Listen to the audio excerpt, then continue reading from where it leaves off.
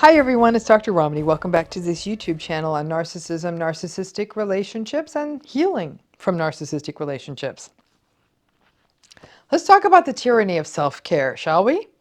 Self-care is a really, to me, problematic conversation for survivors of narcissistic abuse. So, as a survivor of narcissistic abuse, have you ever been told you need to do more self-care, get more sleep, eat a Mediterranean diet, meditate, do a sound bath, do things that awaken your soul, create me time? How'd that work out for you? It's actually problematic guidance from many survivors. So let's break it down. This video kind of originated out of a few different places. Some conversations with survivors I've had, as well as well-intended people who do want to help. And I think, unfortunately, we live in a world of quick and dirty listicle TikTok 90-second guidance. So why would somebody push back on something as seemingly easy as 8 hours of sleep and a kale salad? There's a few reasons. Let's start with the trauma part. The reason self-care works, because it does work for the right person, but it works, is because it should not only relax you, but nourish you. The rest, the nutrition, not only is it physically good for you, it can break rumination cycles because it's showing you that you value yourself enough to put some time into you. But to do these things means that you're less vigilant. Vigilance is a part of a trauma response. Trauma survivors, and by trauma, I am using this term more widely to also include what we're observing in people who are recovering from moderate to severe narcissistic abuse and complex trauma as well. A lot of that on edge, vigilant, monitoring, being careful about what you say and do, and just being on high alert, all of that is typically what we see in survivors of narcissistic abuse and trauma. And if you become distracted, because you're all self-caring, you might miss something. And then chaos and danger will ensue. At least that's what your nervous system believes, and it may have played out like that when you were a child. Self-care actually does mean stepping down a bit, dropping some of that vigilance. Sleep is a struggle for survivors. Even meditation can initially be tough because of all the rumination, and just relaxing can feel like an impossibility because it might honestly feel dangerous if your guard comes down. Then there's the even worse part, I think, for survivors, which is the shaming part. Many survivors of narcissistic abuse will say if they do attempt to do something for themselves in the name of self-care, whatever it is, they will be shamed and gaslighted and contemptuously derided. Narcissists might say something like, "Oh wow, always putting yourself first, aren't you?" Or, "Oh my goodness, well, I work all day and you're here taking care of yourself." With no ironic awareness, by the way, by those narcissists that they put themselves first all the time. You'll be criticized for spending money, being lazy, being self-centered and selfish. You'll be mocked for meditating.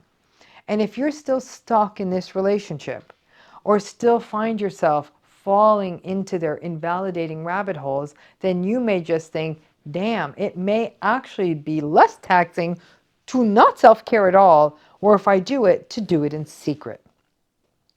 Survivors also believe that if they were to do more and more and more for the narcissistic person, then the relationship will get better or be okay. If I cook, if I clean, if I have sex, if I do more work, if I earn more money, if I be nicer, if I be quieter, if I be smarter, if I be in better shape, if I give them more hugs, you know the list, then the narcissist will be change, or it'll at least be okay. There's nothing more than you can do in these relationships.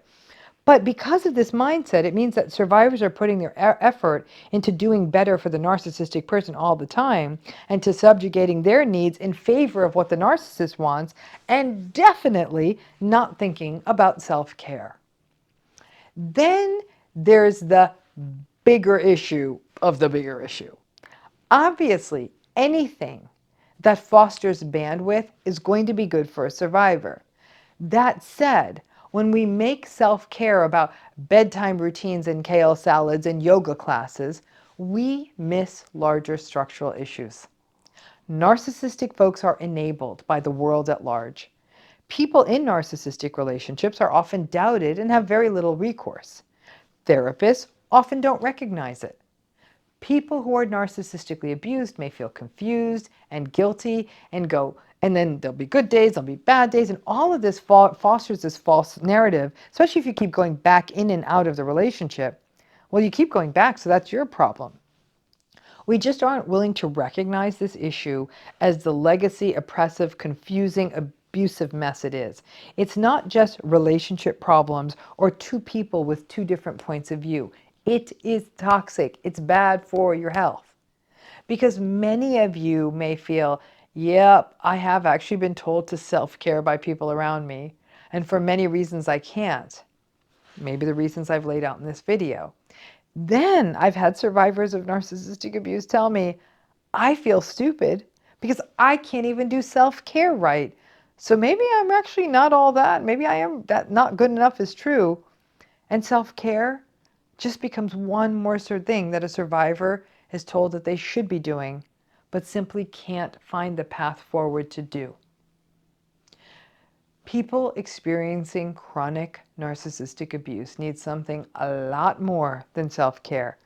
I know, as a survivor myself, I still struggle with guilt when I engage in self-care.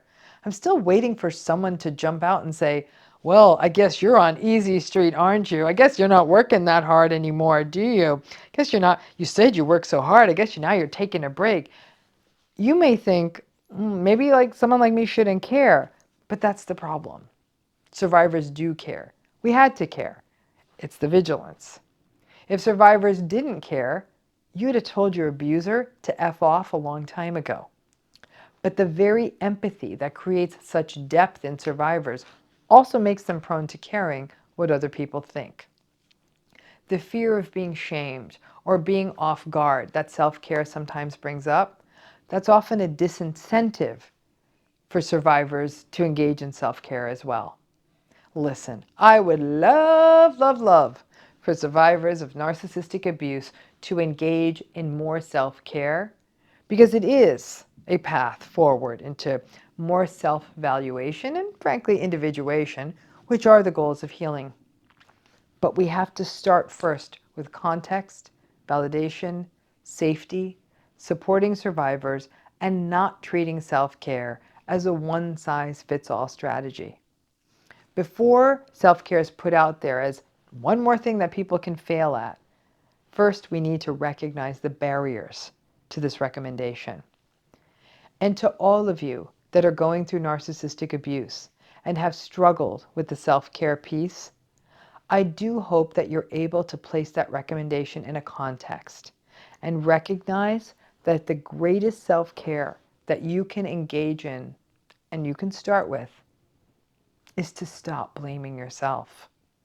Once you start there, maybe you can work your way up to that workout or that weekend nap. Thanks again.